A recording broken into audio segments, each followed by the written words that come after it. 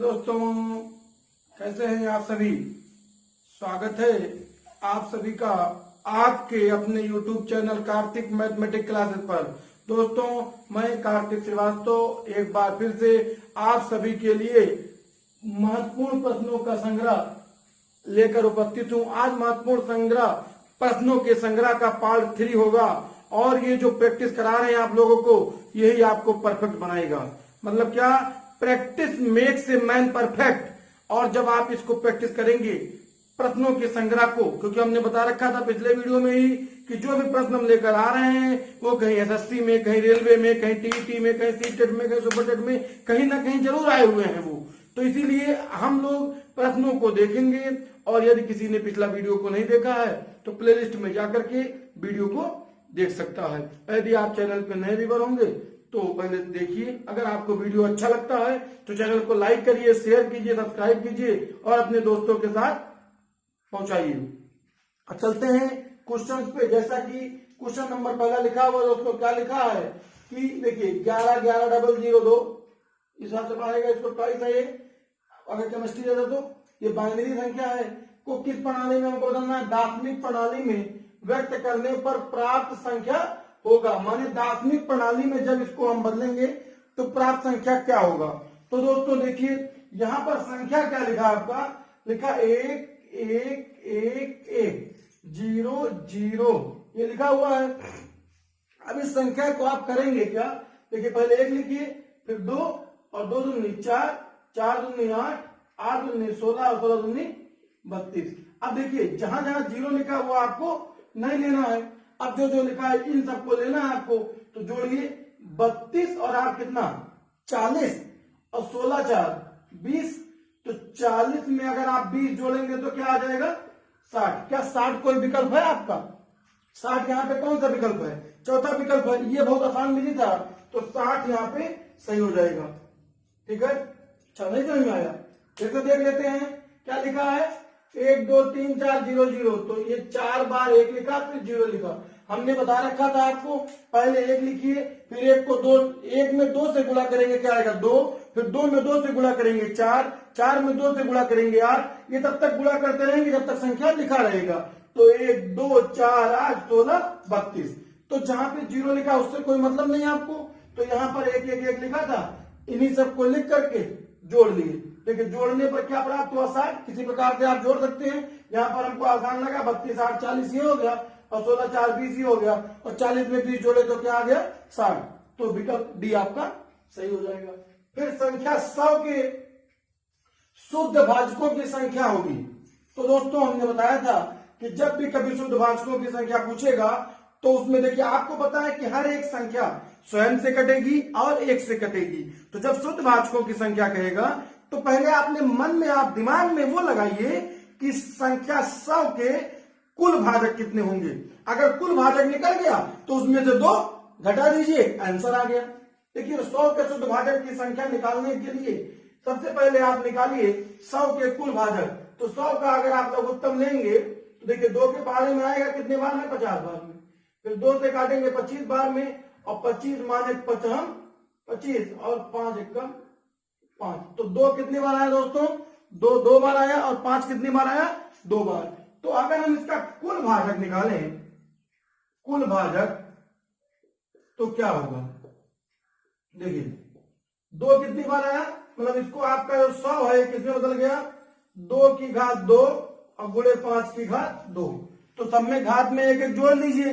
2 में 1 जोड़ेंगे तो 2 + 1 और गुणे 2 + 1। तो 2 और 1 कितना 3 और 2 और 1 कितना 3। तो माने 3 गुणे 3 और 3 का 3 से गुणा करने पर क्या मिलेगा 9 मिलेगा। तो माने अगर कुल भाजक निकाला जाए तो कितना आया 9। और आपको चाहिए क्या, यहां पे लिखा हुआ है शुद्ध भाजक। सावधानी हटी कि दुर्घटना घटी। आपने ध्यान नहीं दिया अगर शुद्ध भाजक तो देखिए विकल्प में 9 पहला ही लिखा है और तुरंत आप ये मार देंगे तो क्वेश्चन गलत हो जाएगा। क्वेश्चन कह रहा है कि शुद्ध भाजकों की संख्या क्या होगी। शुद्ध भाजकों की संख्या होगी तो 9 में से 2 गया कितना बचा 7। तो आपका विकल्प क्या हो जाएगा 7। फिर देखिए आगे लिखा हुआ क्वेश्चन नंबर 3 कि निम्नलिखित जोड़े में कौन सा जोड़ा जुड़वा अभाज्य संख्या का है? जुड़वा अभाज्य संख्या को हम लोग बोलते हैं क्या? जुड़वा अभाज्य संख्या को बोला जाता है ट्विन प्राइम। तो दोस्तों ट्विन प्राइम आपको निकालना है। अब देखिए, तो हमने पर एक वीडियो आपको अपलोड किया था इसमें अभाज्य संख्या के बारे में। उसमें आपको 10 अंकों का मोबाइल नंबर बताए थे, उसके बाद अभाज्य संख्या का मोबाइल नंबर, उसके बाद आपको बताया था हमने कि ट्विन प्राइम क्या होता है, को प्राइम क्या होता है। तो ये सब वीडियो आप प्लेलिस्ट में जाकर के देख सकते हैं। अब जो क्वेश्चन में कह रहा है जुड़वा अभाज्य संख्या है, तो आप यहाँ पर ध्यान दीजिए। जुड़वा अभाज्य संख्या के बारे में आपको फिर से बताते हैं कि दो अभाज्य संख्याओं का ऐसा समूह जिनका अंतर 2 हो और दोनों संख्याएं अभाज्य हो। अब देखिए 2 और 3 तो यहां पर अभाज्य है, लेकिन ये जुड़वा अभाज्य नहीं है। क्या है ये? को प्राइम माने सह अभाज्य संख्या। 15 17 क्या है? 2 का अंतर है। देखिए ऐसा विकल्प में मिलेगा 15 17 2 का अंतर है, लेकिन 15 क्या है? 15 आपका अभाज्य संख्या नहीं, भाज्य संख्या। क्यों? क्योंकि 15 3 के पहाड़े में आता है, 5 के पहाड़े में आता है, 15 के पहाड़े में आता है। माने ये विकल्प गलत, ये विकल्प गलत। 7 और 9 अंतर तो 2 का है, 7 7 के पहाड़े में आएगा, 7 एक अभाज्य संख्या, लेकिन जो 9 है ये 3 के पहाड़े में भी आता है। माने ये तीनों विकल्प गलत, तो ये विकल्प क्या हो गया? तो 3 गलत, चौथा वाला अपने आप सही। और वैसे भी क्या 29 किसी के पहाड़े में आता है? नहीं आता है। 31 किसी के पहाड़े में आएगा? नहीं। माने 29 और 31 आपके क्या है?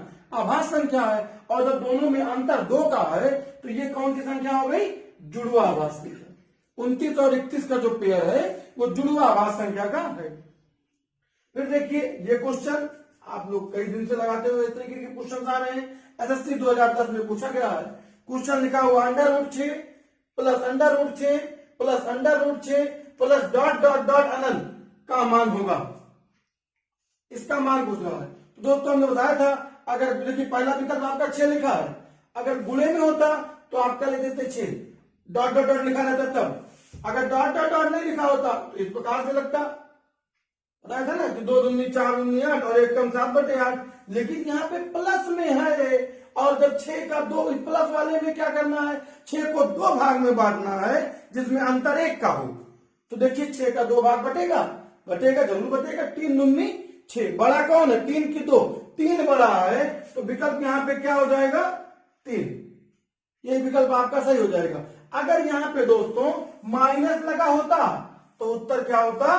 2 होता उत्तर। तो आगे के क्वेश्चन को देखते हैं। क्वेश्चन नंबर 5 में दोस्तों लिखा है 8 की पावर 10, 9 की पावर 7, 7 की पावर 8 के गुणनफल में कुल अभाज्य गुणनखंड ज्ञात करें। अगर दोस्तों आपको क्वेश्चन समझ में आ रहा होगा तो आप पहले वीडियो को रोक करके लगाने का प्रयास करिएगा। और जब भी महत्वपूर्ण प्रश्नों का संग्रह है ये बार बार आया करेगा। जैसे यहाँ पे पार्ट 3 है, तो पिछले के 2 वीडियो अपलोड हो चुके हैं, पार्ट 1 पार्ट 2, उसको भी आप देखिए। अगर क्योंकि हमने एकदम 0 लेवल से क्वेश्चंस को बनाया है, और अगर आप चाहते हो अच्छे से नोट बनाना, तो आप जब भी वीडियो को देखिए तो आप कॉपी पेन ले करके बैठिए और उसको लिखते रहिए। क्यों? क्योंकि अपने हाथ से बनाया गया नोट्स ही बेस्ट नोट्स होता है। अब यहाँ पर जो क्वेश्चन आपका ये लिखा हुआ है, तो यहाँ लिखा 8 की पावर 10, 9 की पावर 7, 7 की पावर 8 के गुणनफल में कुल अभाज्य गुणनखंड ज्ञात कीजिए। तो दोस्तों जैसे यहाँ 8 लिखा है, तो 8 को आप क्या लिखते हैं? 2 गुणे 2 गुणे 2, 2 दूनी 4 दूनी 8 की पावर कितना? 10। 9 को आप लिखते हैं 3 गुणे 3 की पावर कितना? 7, और गुणे 7 लिखा है तो 7 तो 7 ही रहेगा की पावर 8। अब ये 2 कितनी बार आया? 3 बार आ रहा है, तो माने 2 की पावर 3 की पावर 10 गुणे 3 की पावर 2 की पावर 7 गुणे 7 की पावर 8। अब देखिए आपने पढ़ा है क्या? घात के ऊपर घात लगाओ, घातों का आपस में गुणा कर देते हैं। और यहां पर आप जब गुणा करेंगे तो 3 धाम 30, 2 की पावर 30। या मान लीजिए आप नहीं पढ़े हो तो अभी आपको इतना ध्यान रखिए कि यदि घात माने पावर के ऊपर भी पावर लगा हो तो दोनों पावर का आपस में गुणा कर देते हैं। तो यहाँ पे 10 तिहाई 30 और गुणे 3 की पावर 7 दूनी 14 और गुणे 7 की पावर 8। तो हम डायरेक्टली बताते हैं, क्या क्वेश्चन कह रहा है कि कुल अभाज्य गुणनखंड। तो हमने आपका इसका भी एक वीडियो बना है, अभाज्य गुणनखंड वाले में भी, क्योंकि जो वीडियो बन चुका है उसी से आधारित हम प्रश्नों को लेकर आ रहे हैं कि आपका रिवीजन भी होता रहे। जैसे बहुत लोग कहते हैं सर हम भूल जाते हैं, अरे भूलेंगे कैसे, जब रिवीजन नहीं होगा भूल जाएंगे। और जब हम बारी बारी से आपको प्रश्नों का संग्रह लाते रहेंगे, रिवीजन कराते रहेंगे, आपके दिमाग में चलता रहेगा तो सवाल भूलेगा थोड़ी ना। तो आप भूले ना, इसलिए इस प्रकार के प्रश्न आ रहे हैं और वही प्रश्न ला रहे हैं जो पहले पढ़ा चुका है वीडियो में। अब यहाँ पर अगर आपसे कह रहा कुल अभाज्य गुणनखंड, तो हमने बताया था कि कुल अभाज्य गुणनखंड में घातों को जोड़ देंगे, माने पावर को जोड़ देंगे। और पहला विकल्प आपका 3 लिखा है। अगर वहां पूछता कि कितने प्रकार के गुणनखंड है, तब यहाँ पर 3 होता, तो आपका कुल अभाज्य गुणनखंड है, माने इसको इसको इसको जोड़ दीजिए, तो 30 + 14 और प्लस 8, तो 8 4 12 का 2 हासिल 1, 3 1 4 और 1 कितना 5, क्या 52 है ऑप्शन में? तो विकल्प बी यहाँ पे 52 है और यही आपका सही रहेगा। तो उम्मीद करते हैं ये भी क्वेश्चन आप समझे होंगे। अगला क्वेश्चन में दोस्तों लिखा हुआ है, ये थोड़ा अलग टाइप से लिखा हुआ है। अब आपके मन में चल रहा होगा अरे ये तो हमने पढ़ा ही नहीं है वीडियो में। तो बता रखा है हमने एक वीडियो में कि शून्यों की संख्या ज्ञात कीजिए, लगातार गुणनफल में कितने शून्य होंगे। तो ये जो आपका कोण के प्रकार का है, तो इसको गणित में हम लोग सिंबल बोलते हैं फैक्टोरियल। तो दोस्तों फैक्टोरियल 2 प्रकार से बनता है, जैसे 625 लिखा, या इसी क्वेश्चन को इस प्रकार से देता कि 625 और यहाँ करके ऐसे लाइन खींच के एक बिंदी लगा देता, एक्सक्लेमेटरी वाला चिन्ह, हिंदी में विस्मयादि बोधक वाला। 625 में कुल कितने शून्य होंगे। या इसी प्रश्न को एक तरीके से और पूछ सकता है कि 1 × 2 × 3 × 4 गुणे डॉट डॉट डॉट 625 में कुल कितने शून्य होंगे, कुल कितने शून्य होंगे। अब आप समझ गए होंगे कि हाँ ये सवाल तो हम जानते हैं। मतलब दोस्तों क्या हुआ कि क्वेश्चन को घुमा देता है कभी कभी जब पेपर टफ रहता है। तो अब ये अगर आपके दिमाग में ये आता है तो आप कहेंगे तो हम अब तुरंत आप वीडियो रोक दिए होंगे कि ये तो हम लगा लेंगे, हाँ ये आप लगा लेंगे। लेकिन अगर इस प्रकार से लिखा रहे या इस प्रकार से लिखा रहे तो थोड़ा कंफ्यूजन होगा। अच्छा दोस्तों इसको बोलते क्या है, अगर इस प्रकार से लिखा है तो इसको हम लोग बोलते हैं फैक्टोरियल। फैक्टोरियल फैक्टोरियल का अर्थ होता है क्रम गुणित, क्रम गुणित। जैसे दोस्तों अगर कोई संख्या लिखा है 4, फैक्टोरियल में 4 लिखा है, तो 4 को आप लिखेंगे 4 × 3 × 2 × 1। अगर दोस्तों कहीं लिखा है 5 तो आप लिखेंगे 5 × 4 × 3 × 2 × 1, माने क्रम से गुणा। चाहे आप 5 4 3 2 1 लिख दीजिए, चाहे 1 2 3 4 5 लिख दीजिए। अगर हम इन सबका गुणा करेंगे तो 4 3 12 19 24 और 5 4 20 3 7 120। मतलब क्या हुआ दोस्तों, अब यहाँ पे यही क्वेश्चन जो 625 है, मतलब ये जो क्वेश्चन है आपका फैक्टोरियल 625, फैक्टोरियल के अंदर क्या लिखा हुआ है दोस्तों 625।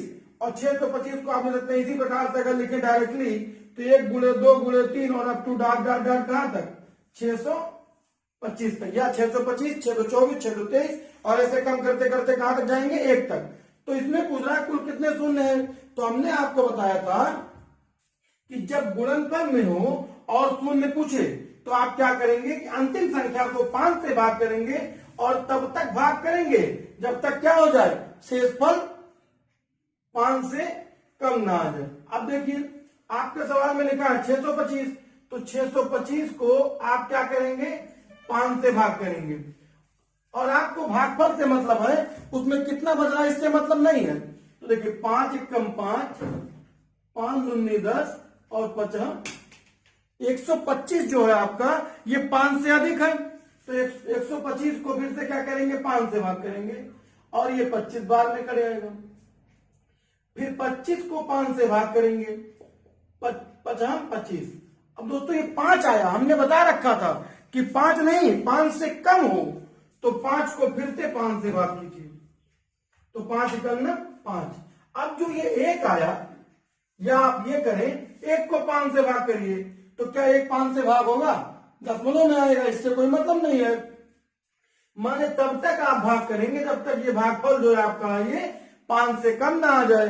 और आपसे कहना कितने शून्य होंगे, बस इन्हीं सबको जोड़ दीजिए। तो 125 में 25 जोड़ा कितना 150, और 150 में 5 जोड़ा 155, 155 में 1 जोड़ा 156। क्या 156 विकल्प में है? तो विकल्प नंबर बी आपका सही हो जाएगा। तो दोस्तों इस क्वेश्चन में क्या लिखा है कि 50 को आधे से विभाजित करो तथा 20 जोड़ो, इसमें से 35 घटाओ, तुम्हें क्या प्राप्त होगा? तो तुम्हें क्या प्राप्त होगा? जब घटाओगे तो उत्तर प्राप्त होगा तुम्हें। देखिए क्वेश्चन क्यों लिखा हुआ है 50 को आधे से। आधा का मतलब यहाँ आधा हुआ माने 1/2 हुआ, न कि 50 का आधा 25 हुआ। इसीलिए क्वेश्चन टेट 2011 में आया हुआ है कि 50 का आधा 25 कर दीजिए और सवाल को जब लगाएंगे तो आपका उत्तर 10 आ जाएगा। तो इस प्रकार से आपको करना नहीं है। तो यहाँ ध्यान देने वाली बात यह है, अगर मान लीजिए हमारे पास केवल 4 लड्डू हो और आधा आधा बांटे हम, तो 4 लड्डू है, आधा आधा बांटेंगे तो कै लोग खा लेंगे? 8 लोग खा लेंगे। 10 लड्डू होता, आधा आधा बांटते तो कै लोग खा लेते? 20 लोग खा लेते। तो यहाँ पे लड्डू कैट हुआ है, यहाँ पे क्या लड्डू 50 लड्डू और आधा आधा बांटेंगे तो कै लोग खा लेंगे? 100 लोग। और उसमें कह रहा 20 लड्डू और जोड़ दीजिए, 20 लड्डू को और जोड़िए तो कै लड्डू हो गए 120, और उसमें से 35 घटा दो। अब 120 लड्डू में से 35 लड्डू को घटाएंगे आप, तो आपके पास 11 में से 3 गए 8, कै लड्डू बचा? 85 लड्डू बचा। और इसको आप अकेले मत खाइएगा, बांट दीजिएगा, तो उत्तर हो जाएगा आपका 85। ठीक। और अगर इसको हम बोर्ड मास के तरीके से लगाएं, और आपने लड्डू लिखा नहीं, लड्डू लिखा है, तो चलिए इसको अगर बोर्ड मास के तरीके से लगाएंगे आप तो 50 लिखेंगे। और कह रहा आधे से भाग कीजिए, भाग का चिन्ह लगाइए, 20 को जोड़िए और 35 को घटाइए। तो ये जो 1/2 है, आप लोगों को पता है कि भाग गुणे में बदल के उल्टा हो जाता है, बदल दिए। और प्लस 20 और माइनस 35, तो 50 दूनी 100 प्लस 20 और माइनस 35, तो वही कहानी तो आया 120 माइनस 35, वही यहाँ पे किया गया है। तो उसको आप मुद्वानी लगा सकते हैं, बोर्ड मास वाले प्रक्रिया करना पड़ेगा। आगे क्वेश्चन जो 2014 में पूछा गया है, क्वेश्चन लिखा है कि किस छोटी से छोटी संख्या व बड़ी से बड़ी संख्या का सन्निकट माने निकटतम मान 9000 होगा। तो दोस्तों निकटतम मान सन्निकट वैल्यू के आप लोग जानते होंगे। यदि आप नहीं जानते होंगे तो हमारा एक वीडियो अपलोड हुआ है सन्निकट मान के लिए अभी जल्दी में 25 मई में। तो क्वेश्चन क्या कह रहा है कि 9000 होगा। देखिए 1000 की बात कर रहा है, तो 1000वां मान देखने के लिए हमने बताया था कि अगर दहाई का निकटतम मान तो इकाई देखेंगे, सैकड़ा का निकटतम मान दहाई देखेंगे, 1000 का निकटतम मान सैकड़ा देखेंगे। तो ये कह रहा है 9000 होगा। तो दोस्तों यहाँ पे ध्यान देने वाली बात यह है कि यहाँ पे आप गलत विकल्प को पहले काट लीजिए। ये क्या है? सैकड़ा है, और ये क्या है? सैकड़ा है। तो जब ये हमने बताया था कि 5 से कम हो तो बाकी सबको 0 बदल देंगे। अगर यहाँ पे 4 लिखा होता तो इसका मान 9000 होता, क्योंकि यहाँ 5 लिखा है तो इसका मान क्या हो जाएगा 10000। तो क्या ये विकल्प सही होगा? नहीं होगा ना सही। तो ये वाला गलत हो गया, और जब ये गलत तो ये भी 95 लिखा है, ये भी क्या हो गया और गलत। और ये तो वैसे गलत हो गया, 96 लिखा है, तो बचा क्या? ऊपर वाला बचा, और यही विकल्प आपका सही हो जाएगा। कैसे सही होगा? ध्यान देने वाली बात यह है क्योंकि यहाँ लिखा है 8599, 8599, तो जो सैकड़ा का स्थान है वो 5 है। ठीक है, तो जब 5 है तो इसमें एक बना लेंगे 9 और बाकी 0 में। और वहां लिखा है 9400, सैकड़ा का स्थान 4 है माने 5 से छोटा है, तो बाकी सब 0 और यहाँ क्या 9, तो दोनों किसके बराबर हो जाएगा? लगभग 9 के बराबर होगा। तो विकल्प ये आपका यहाँ पे सही हो जाएगा।